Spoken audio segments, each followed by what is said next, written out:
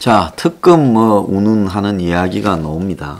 저는 개인적인 느낌으로는 우리가 구호로서는 특검을 수용하라 외치지만은 이제 특검 수용이 아니라 이재명을 구속하라고 말하는 것이 옳다고 보고 있습니다. 왜 그러냐? 이재명이 이제사 엊그제 간훈 토론부터 대선 전에 대장동 특검이 가능하다 이렇게 말을 합니다. 조건부가 아닌 특검 의지를 표현했다라고 말을 합니다. 그러면서 검찰의 수사가 미진할 때 윤의 과거 부실 수사 의혹도 포함하는 것까지 이랬을 때 특검 수용이 된다. 이런 말을 했는데요. 자, 그러면서 그 뒤에 조건부가 아니라 특검을 하겠다라는 의지의 표현이다. 대선 전 특검 수사도 가능하다. 이렇게 말을 합니다. 야당은 즉각 특검을 하자. 그러면서 이제 와가지고 윤이 무슨 부산저축은행 때 대장동에 돈 빌려준 것 가지고 수사한다. 이러는 게 무슨 지금 저축은행 문제가 있었나. 수사를 해서 나온 불법 혐의가 있냐 이렇게 말을 합니다. 결국 지금 이재명은 특검을 수용하겠다고 하면서 시간을 끌기 위한 장난을 치고 있는 거죠. 그래서 내일부터 특검을 당장 시작하지 못할 바에야 이재명이 전 특검을 주장하는 것은 아주 교묘한 한마디로 특검을 받으려 했는데 절차나 이런 순서 때문에 안 된 거 아니냐라는 명분 확보용이라고 보고 있습니다.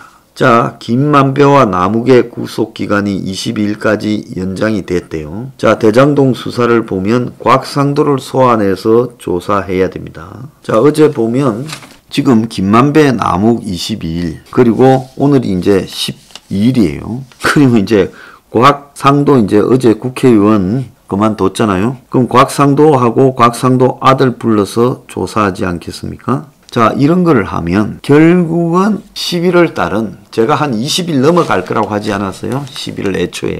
11월 달까지 이제 이 수사를 하는 둥 마는 둥 하면서 끝내버릴 겁니다. 요선에서요. 더 이상의 사람은 수사를 하지 않을 거라 봅니다. 어제 보면 박영수에 대해서 또 다른 의혹이 등장이 됐죠. 대장동 핵심들이 박영수 사무실에서 사업을 설계했다.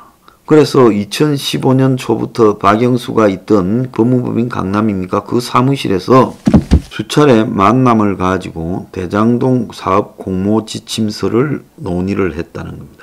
자, 이런 정황이 검찰에 확보되어 있다는 거예요. 자, 그래서 박영수가 딸이 지금 이 대장동에서 아파트를 분양받지 않았습니까? 근데 그 분양받은 숫자가 좀 된다라는 그런 소문도 돌아다니고 있어요. 그래서 이 박영수 사무실을 중심으로 또 변호사 한 명이 더 있잖아요. 조현성인가? 이 사람도 천화동인의 6호 대표로 등재되어 있죠. 그리고 이 사람은 2014년에 남욱이가 구속되고 수사받던 정영학이의 변호인단까지 했죠. 그래서 이 박영수 사무실에서 이런 것이 논의되고 박 특검의 딸이 화천 대위에 채용이 되고 그 다음에 박영수 특검의 인척인 분양 대행업체 대표가 화천 대위에 지금 아파트 분양 업무를 전체를 독차지했고 더 나아가서 이 사람이 토건업자한테 20억을 받았는데 100억 이상의 돈을 줬다. 뭐 이런 이야기까지도 나왔지요. 그래서 이렇게 보면 이 박영수에 대한 수사가 본격적으로 진행돼야 되는데 이까지는 지금 안 가고 문을 닫으려고 하는 걸로 보여요. 자, 김오수는 엊그제 기자들하고 충돌한 다음에 반차를 냈다는 거예요. 치과 치료를 이유로 10일 날에는 9일날 충돌했죠. 11일에는 연차를 냈고 12일 출근해서 기자를 상대로 설명을 하겠다는 겁니다. 자, 그래서 김오수가 하는 태도나 정권이 하는 태도를 보면 수사가 미진하게 끝날 수밖에 없다는 겁니다. 또 중요한 것은 지금 대장동뿐만 아니라 위례 그리고 백현동 그리고 정자동 가스공사 터 거기에서 이루어진 부동산 개발도 대장동과 흡사한 방식이에요. 조금씩 디테일에서 다를지 모르더라도 전체적으로는 특정한 사람을 밀어주는 쪽으로 성남 도계공이 둘러리를 썼거나 아니면 이재명의 측근이 둘러리를 썼거나 해서 소수의 업자한테 폭리를 취하게 했다는 측면에서는 다 똑같은 쌍둥이라는 겁니다. 그렇다면 이것도 수사를 해야 될 거 아니에요? 자, 특검 하면서요. 국민들의 지금 대장동에 대한 분노를 누그러뜨리고 그리고 마치 특검만 하면 진실이 가려질 것처럼 이야기를 하고 근데 그 특검이라는 게 충분한 시간을 가지고 지금 대선 전에 진행이 돼야지 현재까지 시간을 끌어버림으로써 자 물리적으로 한번 계산을 해봅시다. 11월 달에는 수사 중이니까 불가능. 그러면 수사도 안 하면서 시간 끌면서 11월 달 보내버리고 지금 여당은 12월쯤에 특검 논의하자 말하지 않습니까? 자 어제 이재명의 핵심 측근이라는 정성호가 라디오에 나와서 특검은 국회 못으로 돌아갔다고 공을 그쪽에 던져요. 이재명이 하겠다 했으니 이재명 보기에 뭐라 하지 말고 이제 특별검사 임용에 대한 법률을 통과시켜야 되기 때문에 국회가 할 일이다.